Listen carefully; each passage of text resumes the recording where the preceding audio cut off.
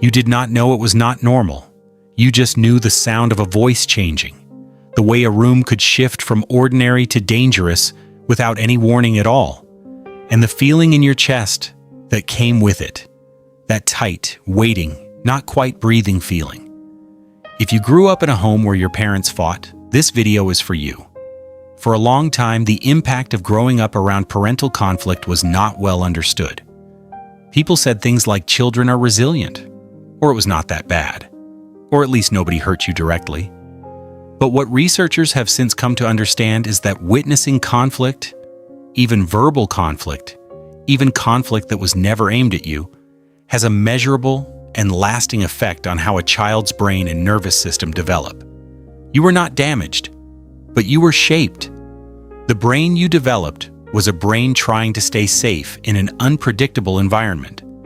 And the adaptations it made, the ones that kept you safe then, are the same ones that show up in your adult life in ways you may never have connected back to those moments on the stairs, or behind a closed door, or at the kitchen table where you sat very still and tried not to exist too loudly. That connection is what this video is about, and making it changes a great deal. And what comes next might explain things about yourself that you have never been able to fully understand until now. When your early environment is consistently unpredictable, when ordinary evenings can shift without warning into raised voices and slammed doors, your nervous system learns to stay alert even when things are quiet. It cannot afford to relax, because the last time it relaxed, something happened. This is not anxiety in the way the word is usually used. It is something more fundamental. It is a nervous system calibrated for threat detection, running a constant background program that scans for early warning signs in every environment. The quiet before dinner, the specific way a key turns in the lock, a certain tone in a voice that to anyone else would mean nothing at all. As an adult, this shows up as a kind of relentless vigilance that you may have simply assumed was just who you are. You are always slightly on guard. You find it hard to truly switch off.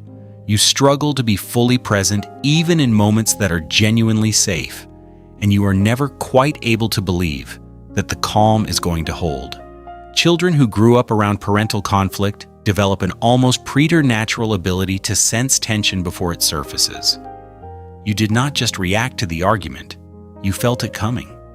Something in the quality of the silence. Something in a posture or a pause that told you, long before any voice was raised, that tonight was going to be one of those nights. This skill followed you into adulthood. You walk into a room and you already know if something is wrong between two people before either of them has acknowledged it. You can feel the undercurrent of an argument that has not happened yet. You are often the person who notices group tension first, who instinctively moves to smooth things before they escalate. This was not an ability you were born with. It was built very early by necessity. And this next one explains something you may have done for so long that you never noticed you were doing it at all. When conflict fills a room, children do one of a few things. Some try to intervene, others run. But many, especially sensitive children, do something else entirely. They become very, very still.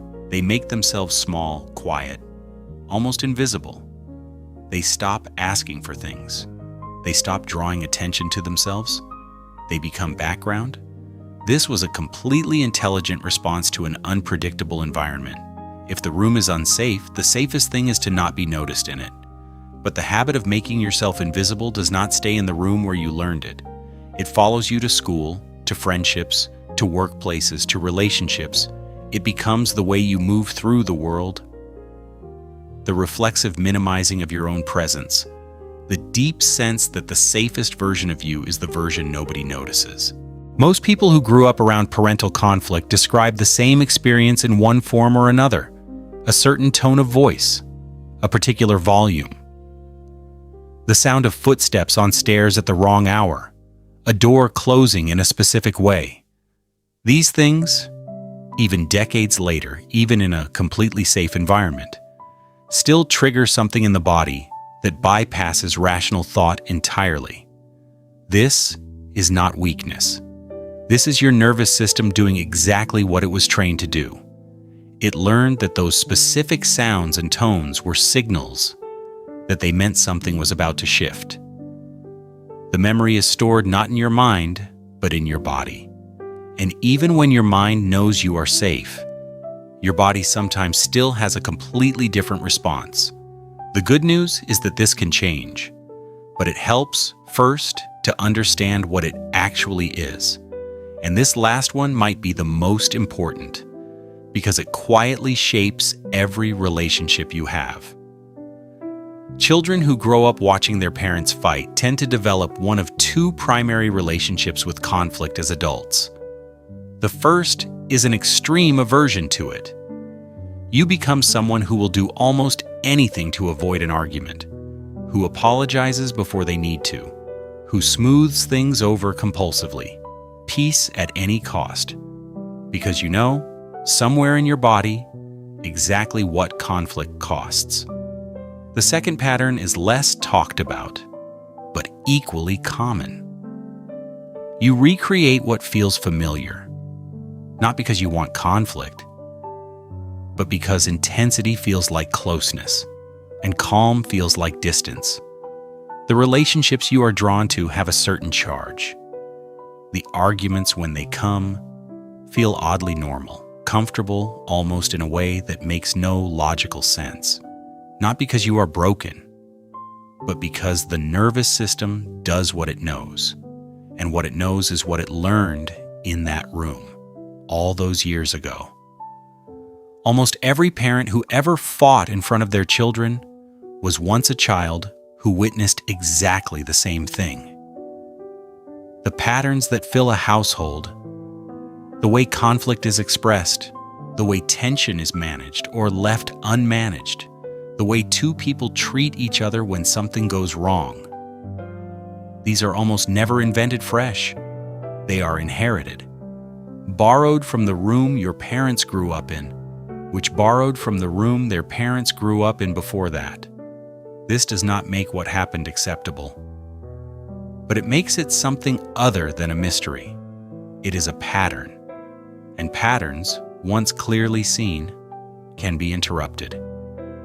And before we finish, the one thing I want you to hold on to from everything in this video, the brain you developed in response to what you witnessed was doing its best with what it had.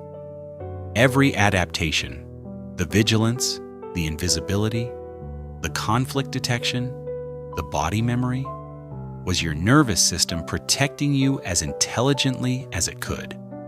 None of it is a flaw. All of it made sense in the room where you learned it. And here is what matters most. The nervous system that learned these responses can also learn new ones. Not overnight and not all at once, but the capacity is there. It has always been there. Try one small thing this week.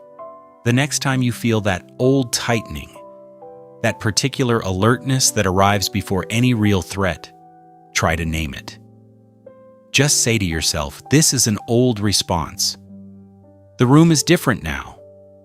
That single moment of recognition, repeated enough times, begins to teach your nervous system something it never had the chance to learn. That the calm can hold, that it is allowed to hold, and that you are allowed to let it. If someone you know needed to hear this today, share this with them. Sometimes understanding where something came from is the beginning of being able to put it down. Take care of yourself, and we will see you next time.